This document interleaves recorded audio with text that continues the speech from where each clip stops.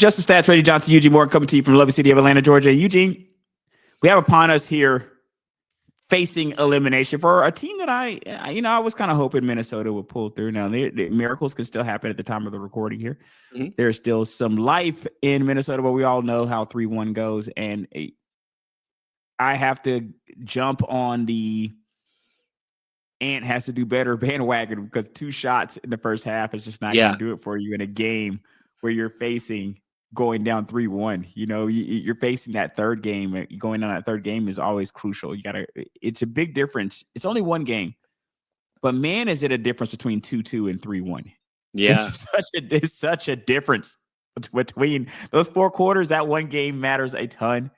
And being 3, it's hard to believe now that Minnesota can pull off winning 3 games in a row. What are your thoughts on that? Yeah, and dive deeper. Just the shock of like how they blew out the Thunder, right? And that, in that game 3, it's like, oh wow, like you thought this is gonna be a much showing better some life there, basically. Showing some life, right? Just say, hey, look, okay, yeah, you might have bullied us around those first 2 games, but we're here to play and just and they hung around in that game 4, but yeah, and now you're like, but you that's the game where, okay, everyone contributed in the blowout. This is where you need Ant to step up. And it was like, where was he? He pulled a Harden in this game. And it's like, and this is where you need pulled a Harden. That's gonna become Harden's gonna become a verb, man. He really is. You pulled a Harden. Pulled a Harden in a crucial game. So it's just the Thunder and it's credit the Thunder, man. They're just a complete team it's just watching them play. It's SGA to just their bench to, it's Caruso. I mean, Caruso is just going to be I knew when they signed him, he's just one of those annoying guys, but he's just like, that feisty player going to a feisty team. He really is. It's like, he's one of those things. Is like, we always talk about stats and guys not showing up, and that he does have those moments where he does, but he's one of those guys. If you watch, he did ... whatever the stats is, and you probably like, oh, what did he do? If you watch the game, man, he just affects so much, dictates so much on the defensive side, and just really just just disrupts your decision making as an offensive team, and you're trying to like set plays, and he's just one of those guys. It's like, I just thought that was like one of the smartest signings when the Thunder got him. And it's like, oh, it just made so much sense. So, or traded for him, but yeah, it's just they're just so deep, and it was like one of those teams like, okay, look, you had so much draft capital, you built this team so many different ways, you just was waiting for it to happen, and look, they were my pick to go to the finals along with Boston. I mean, obviously Boston, that's another story to itself, but I mean, I'm not surprised. It's like last year when it's like I didn't have to watch Boston all year in the East because I knew they were going to the finals. And that's kind of how I felt about OKC. I didn't watch a lot of OKC this year because it's one of those things when I saw like the box score, I was more shocked when they lost when they won. Yeah, they were dominating, man. They were winning a lot of games. They were winning a lot of games this year, and they were sole place in first place for like significantly. They had a significant amount of games ahead in first place there. So seeing them kind of go on the run they go on here now is not crazy. And I think one of the things about doing a stat show is the first thing you know about doing a stat show is not everything is about stats. Like stats tell a picture, but they don't tell the picture. They're just part of the picture. So players like Caruso exemplify that. I think there's a few different players. That's why you have those 6 Men of the Year awards, right? Like that's why you need to show appreciation for guys who do things that aren't going to just show up in points scored or in rebounds, stuff like that.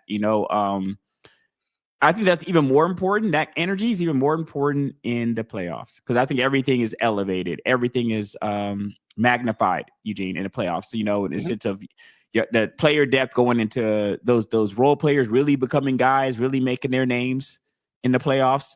And then your SGA is kind of continuing their story the SGA story is incredible. And somebody it was talking to me about the Paul George link. They were like, all you have to do to be successful now is just get Paul George on your team and trade him, man. Yeah. Like as soon as you trade Paul George, you become a successful team. And I'm like, I was like, oh, it's hilarious. It's hilarious to think about. But it's funny because here we are now, right? MVP SGA on his way seemingly to the finals. Yep. And with a team that we've liked here for years, man. OKC is like the team like the Kings. Like we liked the Kings for a while when they had De'Aaron Fox. And it's kind of similar situation here with OKC. We really liked OKC a lot throughout the years.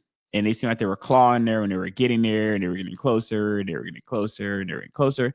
Kind of like those Boston teams I think we talked about. I told you how it was similar, how that Boston kept knocking on the door before they finally kicked that door down and won the finals. And you see a very similar trajectory here for SGA and what's going on here in Oklahoma City, because they get closer. They're in the Western Conference Finals, so that's a knock. And if they're able to get to the finals, and there's another hurdle they would have gotten over in the same year, right? Because I have to go back, and I don't think they were in the Western Conference Final. I have to go back and see. Maybe they were in the last couple of years. I got to go back and check and see. Check my no. I think memory. This is obviously the first time since like the Durant, Russell, and all those. I think, and Harden. So I think this is kind of your time.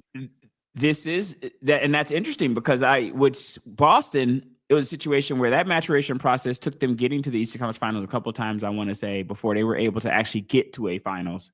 And OKC looks like they might skip a step in that case then, because I want to say if this is the first SGA-led Western Conference Finals, then and they get to the finals, they would have done that step in the same year versus taking the different 2 years. So, I get to the Western Conference Finals, get knocked out, get to the finals next year, win the finals, kind of take that method.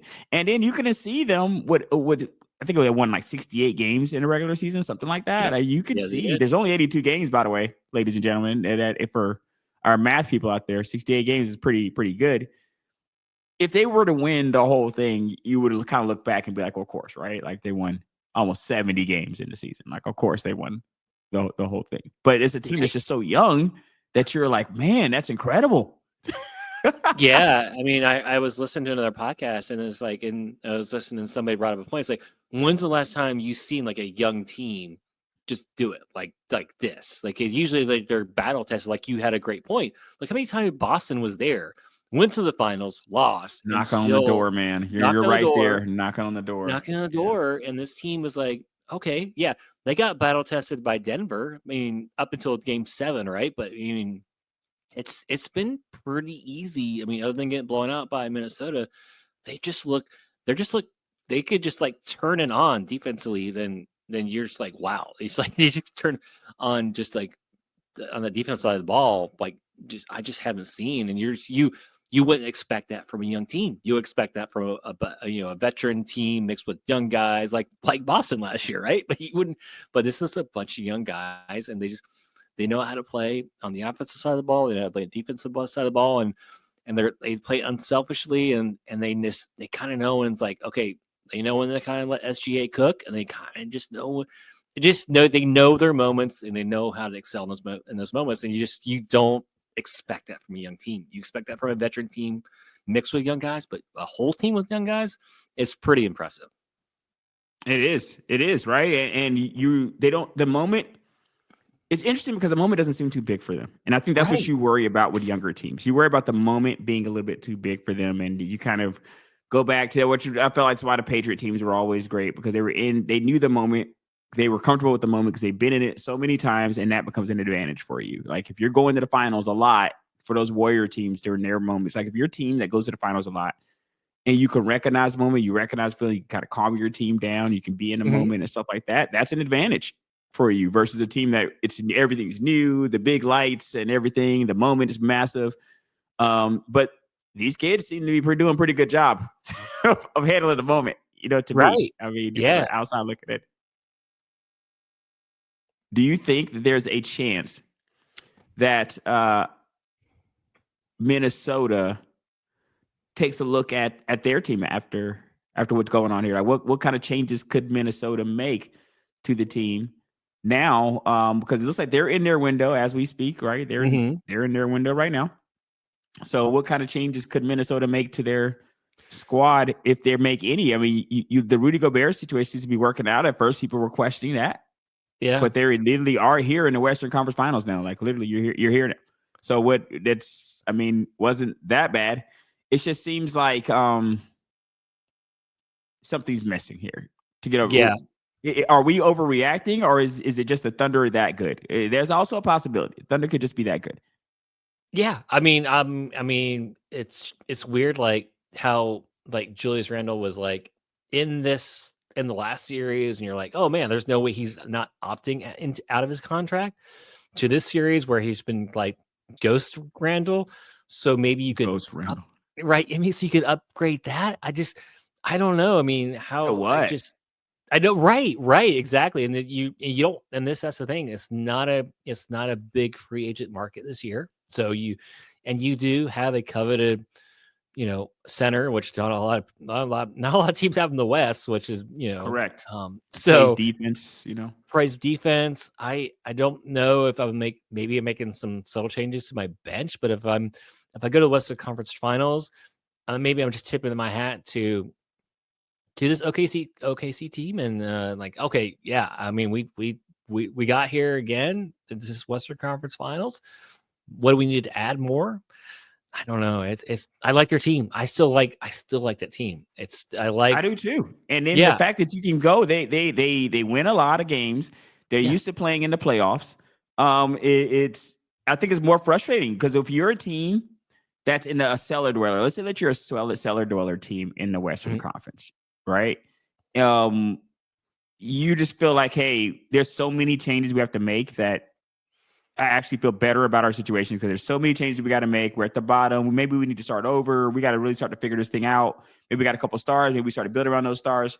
But when you feel like you've made those changes, when you feel like you've spent that money, when you feel like you've gone through that process and it has been successful to a certain degree because look at how far you've gotten, I think can be more frustrating to a certain. Now, believe me, I'd rather be Minnesota than be these other guys. Let's not get it twisted. I'd rather be Minnesota than be the cellar dwellers in the Western Conference. But it can be hard when you see yourself get so close to your goals and you feel like you've done what you wanted to do, right? You feel like, hey, what we did is actually working because we're so close. We're like right here. What we did was working because we're so close. We're literally one series away from the finals, but we can't. We can't get there.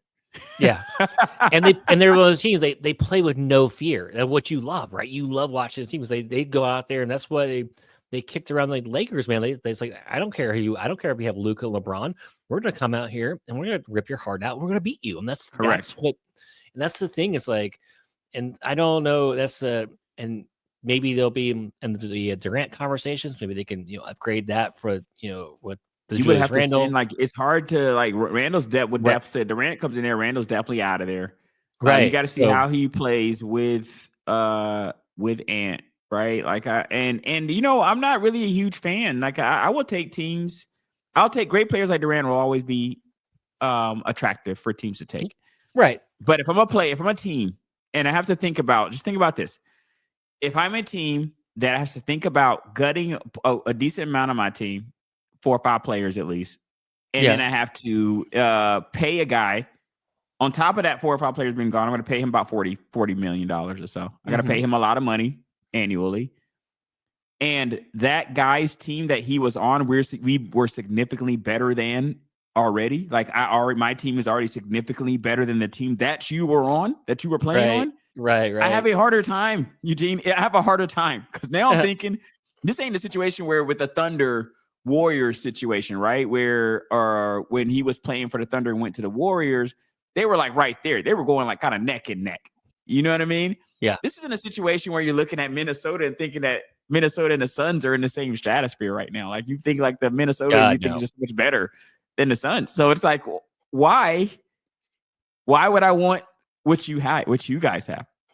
I mean, I'm just spitball. I'm just playing devil's advocate here. Like, me too. Why would I want it? Like, the guy's aging. You know how much I love KD, and I think that any team should give it a look. But you got to look at what it takes to get him, right? And what you have to give up. If the guy could just come to your team, absolutely, right? If I could just put him on my team, a 1-to-1, he leaves in free agency, I can just sign the guy. This becomes very attractive. But if I got to gut my team for the guy, and my team did better than your team did, I'm not going to see the benefit in that. You know what I mean? Because I'm going to be like, there's only one team better than us, and that's OKC. There's the only team in the West better than us. Right. And then your whatever draft picks that give you are not going to be worth anything because you're going to be picking low anyway. So it's like, correct. So yeah. So it's just one of those things that it's just kind of came in my head, but yeah, it's just one little thing is you're right. There's something missing and I don't know what it is. But it's just one little tweak and I think they'll be right there. And that's the tough thing with the West. The West is so loaded. I think that's why we keep hearing rumors of Giannis not wanting to come to the West because he doesn't want. He'd rather be in the East. The East is going to be so weak next year. Like he wants to stay in the East. Probably just wants to stay in Milwaukee and maybe rebuild. But the West, it's like man, if you make the wrong decision, just make the wrong simple tweak, like Dallas, for instance, you're in a play-in series or you're not in the playoffs. So it'll be interesting to see what they do after the series is over with. Well, speaking of, let's talk a little bit here about Dallas. Talk about our boy here, Cooper Flagg, here. And a question that I want to pose to you here. Yeah. Eugene, let's say that on the night, let's say that draft night comes, and we all know, like, there's no point in even waiting the whole time. We all know who Dallas is going to take, just, right? Just like, go up there. Let us go up there with the commissioner very quickly. Right. Correct. You got Dallas. Like when the commissioner walks on to introduce the draft, Dallas should already be standing up there. Like Dallas should already have a representative already up there with the card ready to go. Yeah. Yeah. That being said, you got your guy Cup here, but let's say that you get a phone call that night. And they say, hey, this guy may be available. This guy, Giannis, they say, hey, you know what? We got Giannis here. We think he may be available. What is the conversation we're having now? Here's the thing. This seems obvious to a lot of people. Cooper Flagg is 12 years younger than Giannis. Yep. Giannis is 30. All right. Cooper Flagg is 18. Here's the thing. Giannis is an MVP now. Like Giannis, so here's the thing. Here's the thing when having these questions, when you're thinking about these questions, right? Youth versus age and stuff like that. So if Giannis was 30, let's say that this was like more like the Anthony Davis situation, right? Because I think Anthony Davis was like, Anthony Davis is late or mid 30s, early mid 30s. I want to say I gotta look at Anthony Davis' age. I'm gonna the days see if I'm putting more years on Anthony than I should be. Because I was thinking Anthony Davis may be like mid 30s, but he may be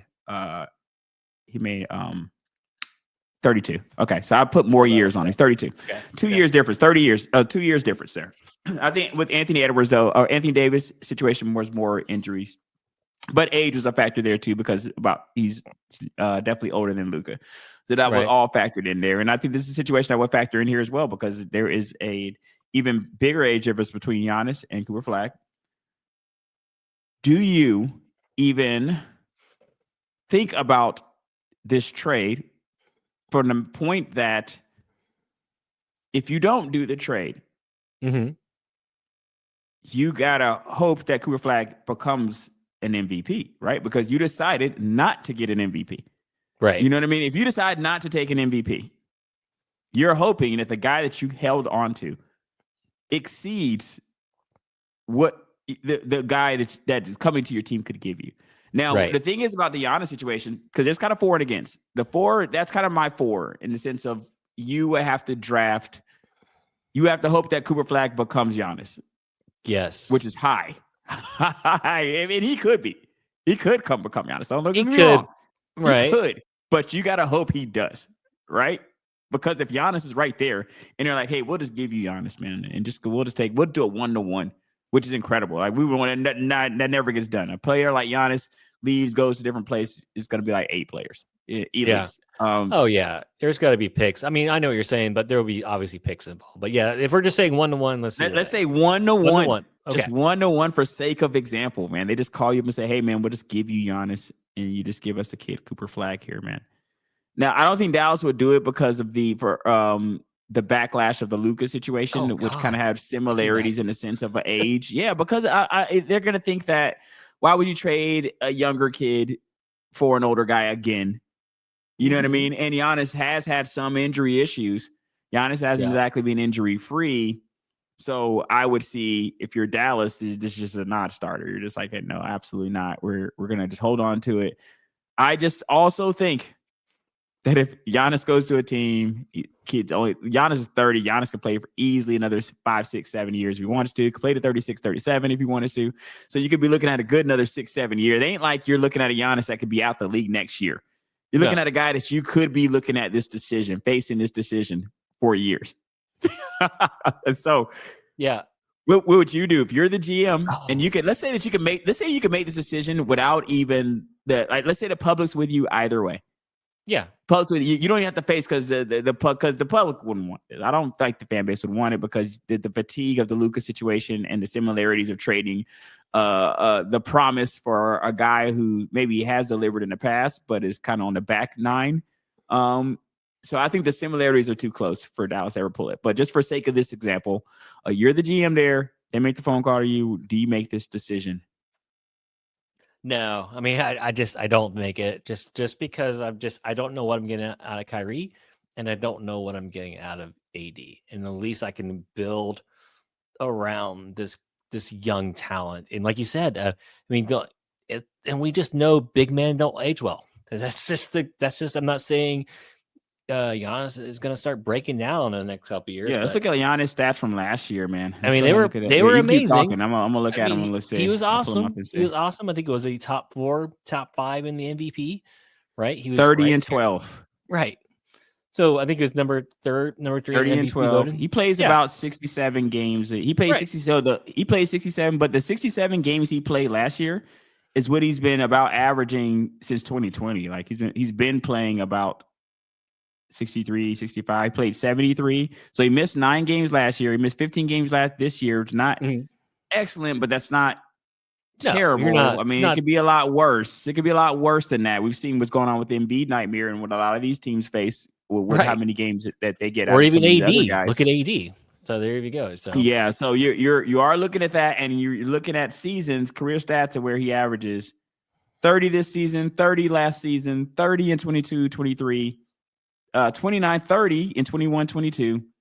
He averaged 28 in 2021 and averaged 30, 29.5 in 2019, 2020. So from this point, so the guy's been averaging 30 the last 5 years. So here's the thing. Yeah.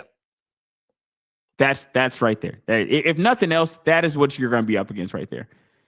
How good does a kid have to be? Because now, let's say for sake of example, they're both playing because, of course, injuries are injuries, whether they happen to the kid or whether they happen to Giannis. Injuries are injuries. So we're going to leave those out. But let's just say both players are playing. And let's just say Giannis is just holding serve where he's at. Because I just mentioned that. By the way, that 12 on the rebounds, that 30 and 12 goes all the way back to 11.9, 11.5, 11.8, 11.6, 11, then 13.6, bro. At one point, he was averaging 30 and 14 on the round. Yeah. It's not like you're not getting the guarantee. It's not like you're going, is it going to fall off? No, it's going to be the same thing for at least the next 2-3 years. There's no doubt about that, right? Maybe it starts tipping in that year 4, but it's not going to be like, it's probably going to be like 28 and 9. It's going to be like that. Right. If the guy is so this guy can fall off, right? He can fall off to 10 points and still be averaging 20 and 12. Yeah. Giving you 10 less points than what he's giving you now. It's still averaging 20 and 12 for you. Right. So then the Cooper Cup needs to at least give you 20 and 12. That's all I'm saying. Like I thought that we get 20 and 12 from Cooper Cup, we don't have a conversation here, right, Eugene? I mean, you mean Cooper Flagg, guy? Cooper Flagg, my bad. Cooper Cup's not giving us 2012. Cooper's not he's not giving us 20. Giannis has already won that. But yeah, so only thing we need is from Cooper Flagg is 20 and 12, right? At least that. Like what does the kid have to do to make it make sense? Because I feel like the first couple years, if the kid gives you like 25, 8, and 8, you're gonna be kind of happy with that. And that's where you're gonna see him more. Right? Yeah, he's more in your wing side versus Giannis is more your power power 4, power 5, so I mean, that's going to be their difference in their games. Yeah, man, that's still a tough one because like you said, you automatically get that 30 and 10 right away. It's not like you better be right, fine giving up that 30 and 10 that right, you're going to be right, getting. You know what I mean? right. And the thing is like it's a 30 and 10, and Giannis is a great professional. Like it's not like it's a diva 30 and 10. You see what I'm Oh, saying? What I'm talking about with the player. So you're not talking about a guy who's known to disappear, who's known not to work hard, who's known not to be in shape, who's known not to be a good teammate, to trash his right. team. This guy is model citizen over here. So you're getting a model citizen 30 and 10. Let's not poo-poo that either. You're getting model citizen 30 and 10 over here. Yeah. Yeah. This is a guy they had like literally PR people had to tell him because I guess where he's used to when he's in Greece, when you move from a certain house to another house, you do a big yard sale. That's like I guess a very customary thing in their culture. And they had so he wanted to do that when he moved he moved to a bigger house when obviously. So they had to tell him, no, dude, you cannot do this because there are going to be so many people at your house because Bro, he wanted you are to a throw a superstar. yard sale. Absolutely. Because you can't just come out here just throwing yard sales in front of your house, man. I think we won't just show up just to take pictures. You know what I mean? right. Not buy anything. We're just gonna show Right. or try to buy anything because it's Right. yours. That's another thing too. Right. But that to your thing, what you're saying, how well he's loved and just his teammates and just how I just love that innocence about him. He's like, I'm just gonna do this because I'm that's what I was raised at, is how I was raised. I'm gonna like, no, there's gonna be so many people at your house. You cannot do this. But I love that innocence about him. But I mean, it makes sense. And if Nico talking about, defense now and wanting to win the championship in the next few years, yes, you make that deal 100. You can't 100 make times. it because AD is there is a problem, right? I just thought about that. Like, yeah, AD You can still make it. and I mean, Giannis together. I mean, well, you put you Giannis got at a the great 5. AD defensive doesn't want to play at the team. 5. Yeah, I mean, Yeah, I it's think true. You got to then the defensively, man. You got two twin towers down there, yeah, man. When they play, that's interesting. It's such an interesting situation because you'd much rather trade AD away for Giannis if you could, and keep the kid Flagg, right? If there was a way for you to keep the kid Flagg and trade away AD again, like AD, don't buy a house, brother. We're shipping you out to Milwaukee. If there was a yeah, way that I could pull that, I would definitely rather pull that trigger. But it's just that when these kids come in, and basketball seems to translate because you saw Wemby come in and be Wemby from day one. But it's hard to pass on somebody you've already seen put up that kind of production for so long. And by the way, when I said 30 and 10, let's not forget the 7 assists. It's actually his line for this year is 30, 12, and 7. His line for last year was 30, 12, and 7. yeah. The Yeah. guy's giving you 7 assists also. There are when you look at, some of your better centers, like your Jokic, to give you your 10, right? And then you have some of your better point guards. They're going to give you double digits. But this guy's a center. He's giving you 30 points, 12 assists, and 30 points, 12 rebounds, 7 assists. So I don't feel like the kid needs to give you that. No, and he's not. But if you go to like 4 years and the kid's giving you significantly less for 4 years, let's say that 4 years he's giving you significantly less. Maybe then you're just going on time. You're like, well, at least I'll take 10 years of 24, 8, and 8. You know what I mean? And then 5 or 6 years of 30, 12, and 7. But it just feels like the windows aren't necessarily matching up either then, if that's your goal. Like, you see what I'm saying? Like, if you're saying that that's your goal, to say that, hey, we're going to now start to build around the kid, then all the stuff that you did sending Luka out doesn't make sense, because you sent that stuff, Luka, out because you were in win now mode. You felt like AD, Kyrie, these guys gave you a better chance to win at this second. Yeah. If you're saying to yourself then, right, and they offer you a Giannis and you say, nah, man, I'll just take 24, 8, and 8, which is fabulous, by the way. I'll take 24, 8, and 8 for 12 more years. Now, all the stuff you said in that press conference about, I don't know if we're going to be around 3 years from now, like all that stuff that he was saying in that press conference with J. Kidd, would not make sense. Because he's like, hey, bro, you just said that you were going to be around here. Or you don't even know if you're going to be around here for 3 years. We all know that. I don't know if Flagg will ever be better than Giannis, but I think that it's highly doubtful that he'll be better than Giannis in the next 3 years, 2 to 3 years. Maybe he will be, because Luka came out the gate. Maybe Luka came out the gate, brother. I mean, let's not act like it's not possible. I mean, Luka came out the gate and he was that guy. So Cooper Flagg could come out the gate and be that guy, because Luka, I think, was giving you 30 also.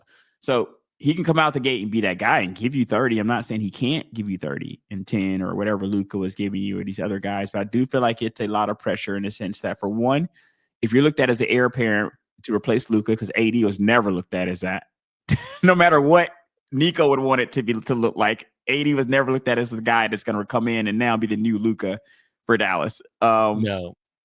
Cooper Flagg, though, maybe, Eugene. I think maybe he might be getting looked at like that. They may be looking at Cooper Flagg like, hey, he could be that replacement. And those are even loftier. Those are shoes that are just as lofty to fill as Giannis shoes would be. Yeah, and I think it's at least he's coming in. He's coming in at least with players around him, like Cooper is. Like Cooper has guys around him. He's gonna have AD, when he's healthy.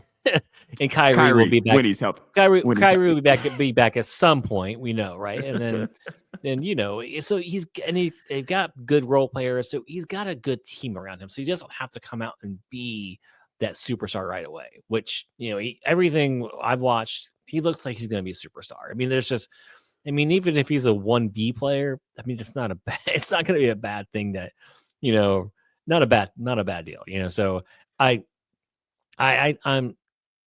would still wait and see, especially in the rookie contract. He's young. I'd rather push my chips with him and my infrastructure I have around my team. I got a good coach. I feel confident just staying where I'm at with Cooper. So the if I can wrap up here on the for and against, the for would be for me to make the trade. What would make me make the trade is thinking that if my window of time is 2 to 3 years, I would have to think, is Cooper going to give me 30, 12, and 7 in the next 2 to 3 years or so, or what player am I get that with? That would be the for me making the Giannis trade. Why I would not make the Giannis trade is the kid is 12 years younger. You have a longer runway with the kid to get better from a maturation standpoint. You've seen what's happening with SGA. You don't want to ship out talent here too early. No. So you do see that's still a possibility that the kid just come out and goes gangbusters for you. So that's why I wouldn't make the trade. And another reason I wouldn't make the trade is I don't want guys add another guy who is over the age or approaching kind of 30 with guys that are already injury prone in their 30s, if that makes sense. Like, I already have guys that are injury prone in their 30s. I'm not saying Giannis is injury prone, but I'm saying that maybe the kid is just like a breath of fresh air in that sense, something totally different. You know what I mean? A lot longer runway, kind of get that runway back with a star that we felt like we lost with Luka when Luka left, because that window would still be a shorter window than you would have had with Luka. That star window with Luka in mid-20s, you had years, but with this kid's 18. What I mean? So that's 7-8 years younger than Luka. Right. And then with the new collective bargaining agreement, with the new apron and everything, so whatever contract you're bringing in for Giannis, you got to trade that contract out, right? So AD's got to be part of that contract. And are you dismantling your team to bring Giannis in around Cooper Flagg? Yeah, because you couldn't do Flagg and AD. It would have to be one of that. There's no way I would do both players, right? Exactly. I would love to do AD though. I would tell you that. Well, yeah, AD would have part Dallas, and I could get AD for Giannis, and then I can give you picks. And I mean, let me tell you something. And AD Kyrie would interest me. Like, if you told me you wanted AD and Kyrie, and I could get Giannis, I'm still on the phone. I haven't hung up the phone yet. I'm still listening to that conversation. So it's interesting to see what happened. They have a lot of options. I feel like the most common sense one is to still take the kid, because you just don't want to. You don't know what you don't know. Right. And you don't want to just trade away the guy and not know, and he goes gangbusters for 10 years somewhere else.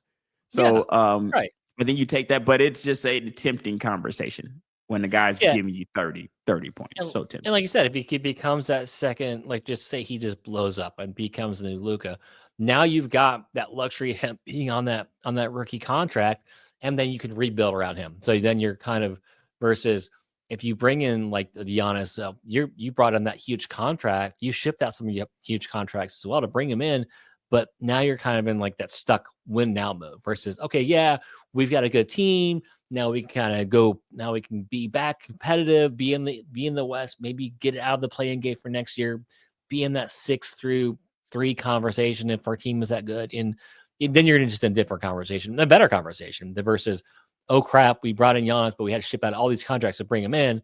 Now he's kind of in the same boat that he was in Milwaukee. Oh yeah, but he does, so it's just one of those crazy. Oh, he has Cooper Flagg. We don't know what we have, but. Yeah, I'm with. You'd have to try to acquire Giannis and keep Flagg, man. That's what you would have to try to do. That's what you have to try to do to make it make any sense. And if I'm Milwaukee, I'm like, I don't know if I want to bring in AD, who gets injured a lot, Kyrie, who's kind of no, you don't. You don't, right, because why would you want to lose Giannis? Like the only way you want to lose it, because let's not get this twisted.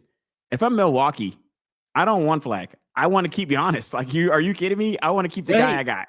You know what I mean? So if I don't want Giannis to leave, so this is all based on if Giannis wants out, not based on if Milwaukee does not want Giannis. I've not read anything like that says that Milwaukee wants any part of this.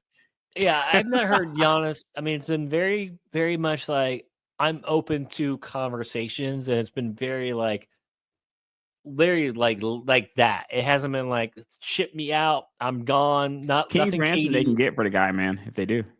Right, exactly. And there's not a lot of teams that Kareem that thing, man, Right. But the issue is then you're like there's only a few teams that have the draft capital that you would want, right? That have like draft picks from other teams that make sense. Like I hear Atlanta, but we don't have the draft. So if we get Giannis, they don't want our draft picks because they're gonna go straight to the bottom. Our whole team is gone too. Like you kidding me? It won't just if you tell a team like Atlanta. Man, who got Jalen Johnson? Who? I mean, it's gonna be somebody's going, right? Some of these guys they're out of here, right? They're out of here. So we're trading a lot of draft picks and a lot of current capital, and then he's gonna be stuck in the same situation he was in with the Bucks. Yeah, so like the only teams that really make sense to me for him are Brooklyn because they have the extra picks and OKC. And I don't remember and maybe New Orleans because they have like those extra picks as well. But other just to see you have to like start digging into like the teams that don't want to not have their picks but have other team picks. So right. And off the top of my head, there's the ones that make sense to me. Because if I'm trading Giannis, like you said, I want a King's ransom, but I don't want your team picks. I want the team picks that you got from the other teams, So yeah, the crappier teams, right? Like you're looking to look for the crappier team picks, and that's it's interesting because I don't think, like I said, I'm not sure that I haven't heard anything saying that they want to trade Cup here. Now let's go quickly to here my Steelers convo. Oh God! As I hate to have it, as we pivot to football here to close out the show.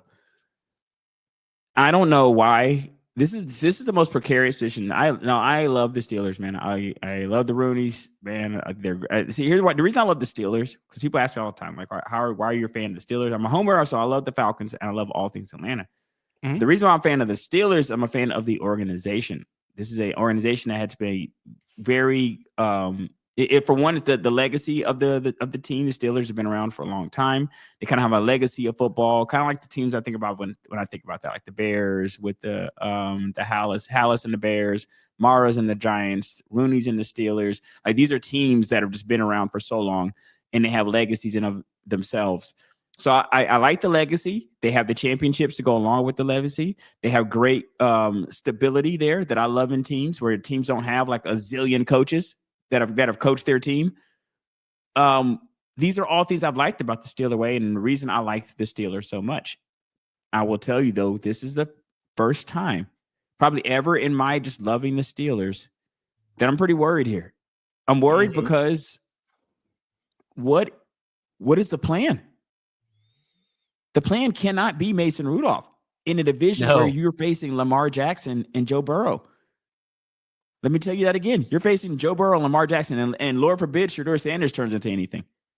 Because then now you're facing Shedeur Sanders or Joe Flacco, whoever's over in Cleveland, all of which seem like they're better than Mason Rudolph, right? No knock on Mason, but you're in there with Hall, like you're in there with MVP players and quarterbacks that have been to Super Bowls. Like they're in your same division with you. I don't know if I'm seeing enough urgency, I should say, from my team here. Like I'm not seeing enough. They don't seem to really be stressed about their quarterback situation the way that a lot of fans are stressed about this. As we look and say, hey, eventually we're going to need a quarterback here. And it seems like, well, we're just going to wait for Rodgers. And I saw a quote with Rooney that came out saying that they're going to wait. They'll wait a little bit longer for him. The only knock on going through all of this for Aaron Rodgers is the guy can max give you 2 to 3 years.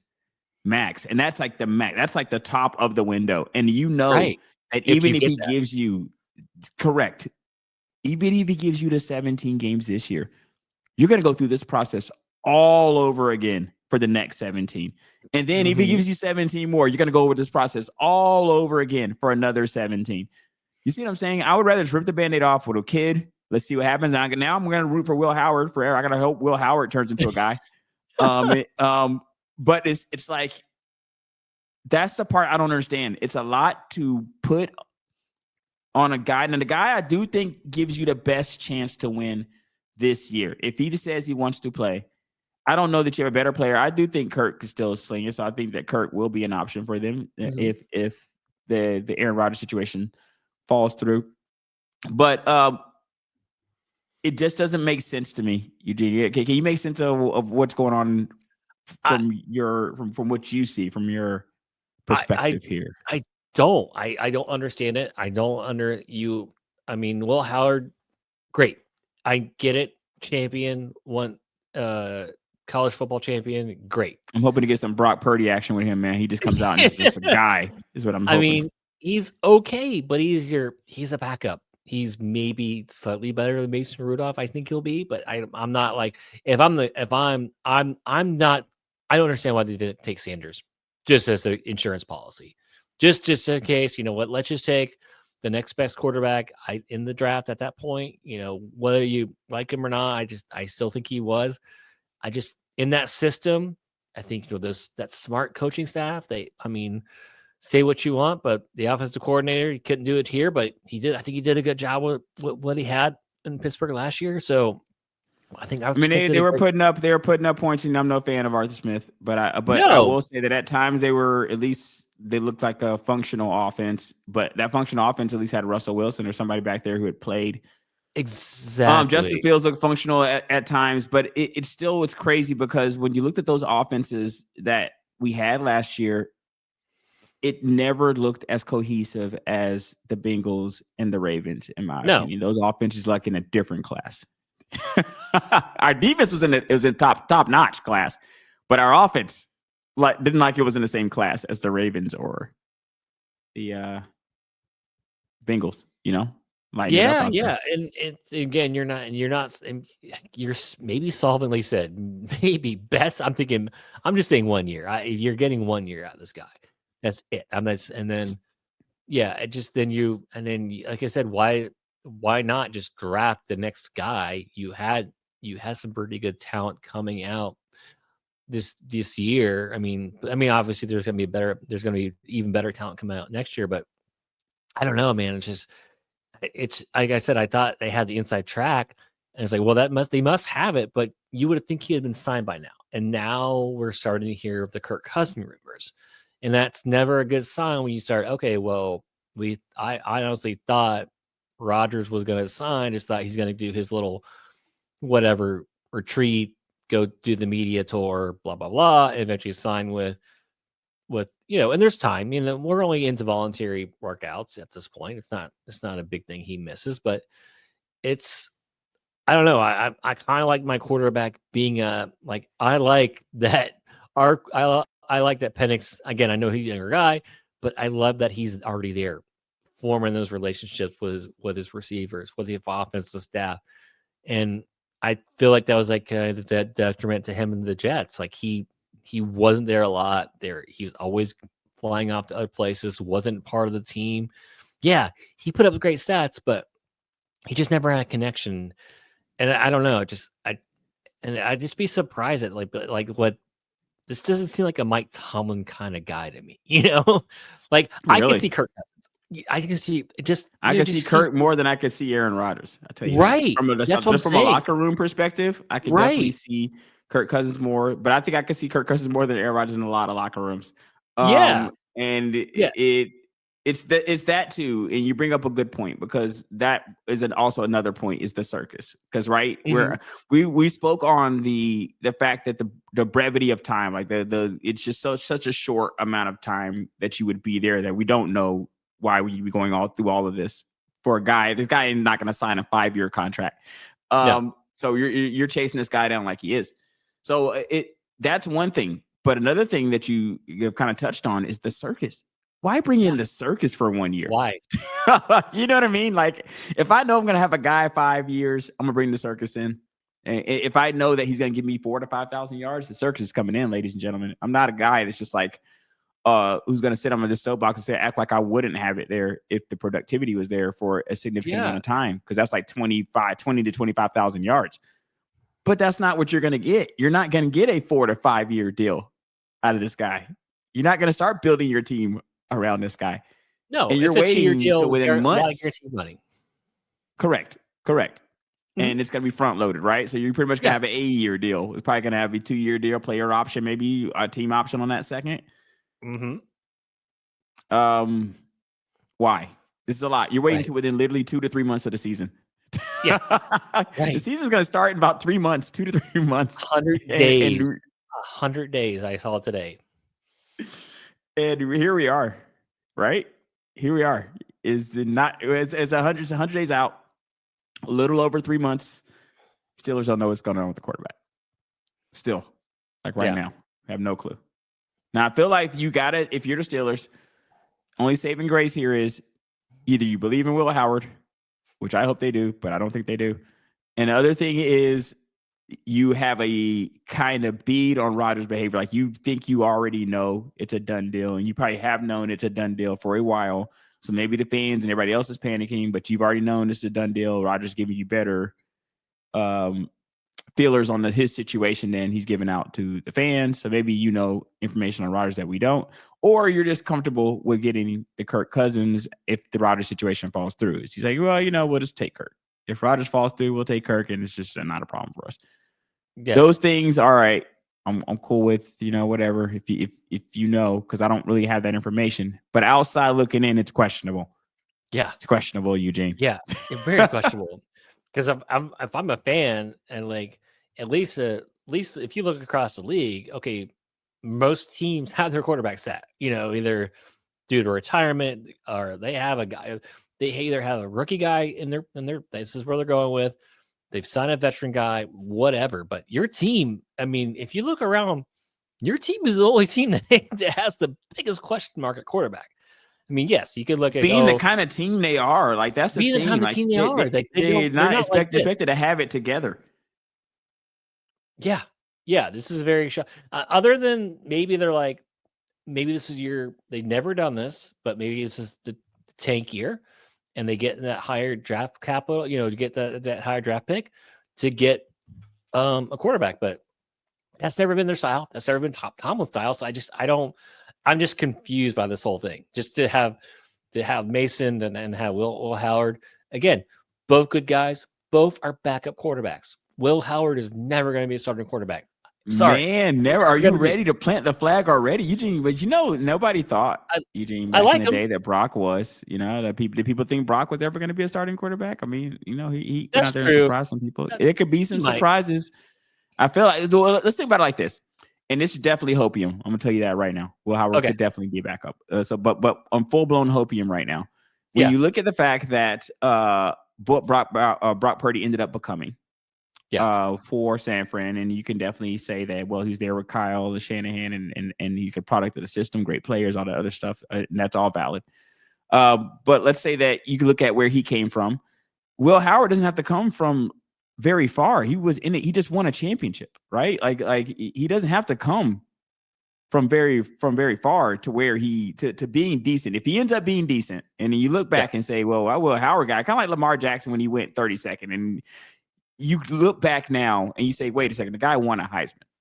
You know what I mean? They're going 32nd, which is BS because the guy won a Heisman. There was no reason. Like he didn't have very far to go to being great. Like when you're looking back and saying, oh man, he won a Heisman, so of course he was good. If you did look back at the Will Howard story, and let's say that he did end up being good, and you could say, well, he was playing pretty good too. He was a reason. He wasn't just like dinking and dunking a guy. Like I feel like no, he can swing it. What you call it was in name is escaping me. He's in he was playing for Michigan and he's in Minnesota right now. JJ McCarthy. So JJ McCarthy, when he played for, because McCarthy, I'm not saying he's worse than Will Howard. I'm not necessarily doing a one-to-one comparison, but I'm just saying that when he played for Michigan, they didn't ask a lot of him. Well, when he played for Michigan, and that tends to be more of a what Jim does more so than just JJ McCarthy. That's kind of like his style of thing. He didn't ask a lot.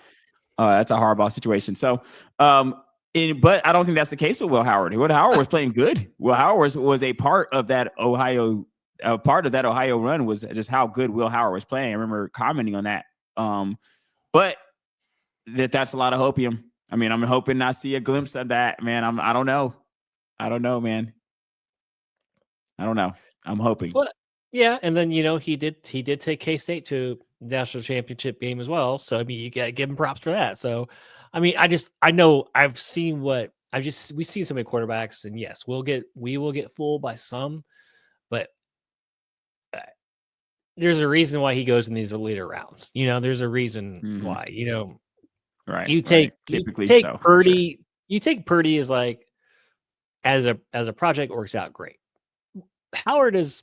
You know what you're getting. You're getting a legit. I think you're getting a back quarterback, which is not a bad thing. We watch enough football. There's 18 games or 17 games. You need a backup quarterback. There's no doubt about that. So, but I'm just like you. I'm just in shock by how many teams that have just some sort of direction, whether you agree with it or not, have some kind of clear picture to what their quarterback situation is going to be. With your team, I have no idea. That's the one that's like when I look around, it's like, and I keep the updates on. What's going on? Rodgers was talking somewhere and talking about he would never play with New Orleans. That's like that's not news to me.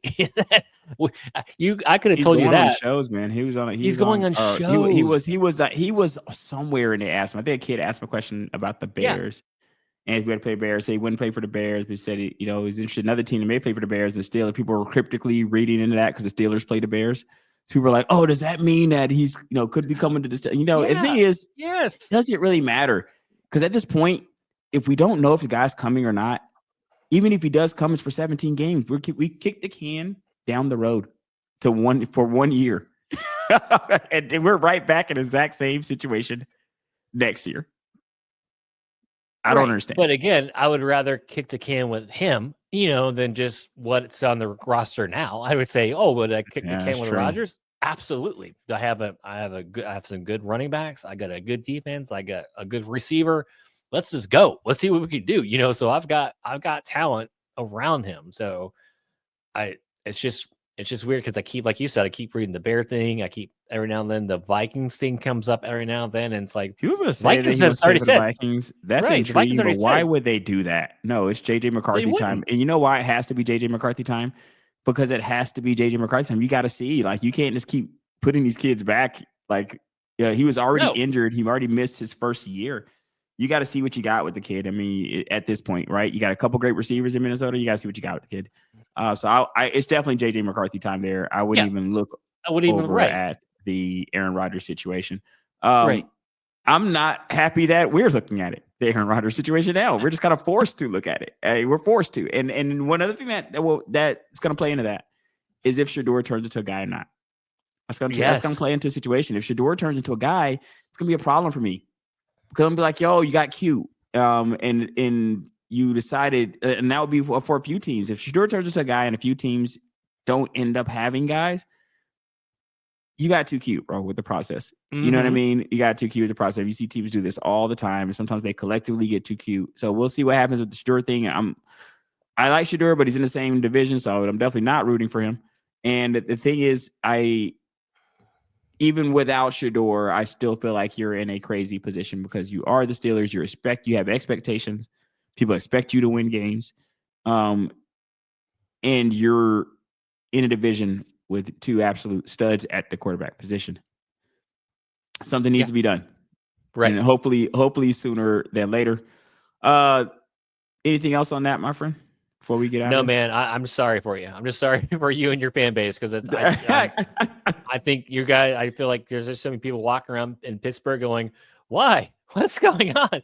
I mean, it's absolute like what's going on, and because you do have some of my Steeler buddies, they're like, "Hey, man, like it's a Steeler where they knew that Harmon." I have a friend of mine, Dave, and he writes for Steelers Depot, and he's a hardcore guy, and he knew exactly who was going to be drafted. We knew that we were taking Harmon, knew that we weren't taking Shedeur, and was thinking that we might actually take Ewers, like swing back and take Ewers at some point later in the draft. But the thing is that's kind of like the Steelers way, and this is kind of what we do. The problem is at what point is that way not going to be? It's not going to be effective all the time because the game changes. You see what I'm saying? Things change. Like you could say in the NBA that you're not going to adjust the 3-point shot. Right. But you're going to be a dinosaur now because everybody's adjusted the 3-point shot. Everybody's got a couple guys who can shoot it on their team. So now you're like a dinosaur. You could say like, hey, I'm not going to have great wide receivers. We're not going to try to throw it 4,000 or 5,000 yards a game or a season. But look around you.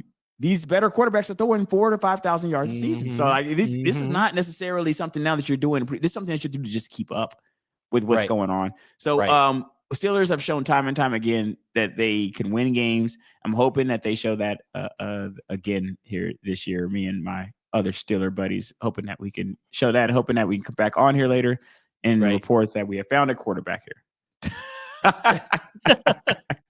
We have found our guy, and we're hoping to come back here with that at some point. It's Just the Stats. Check us out. Stitcher, iHeartRadio, Google Podcasts, Apple Podcasts, Spotify, wherever you find your podcast. See you next time, ladies and gents.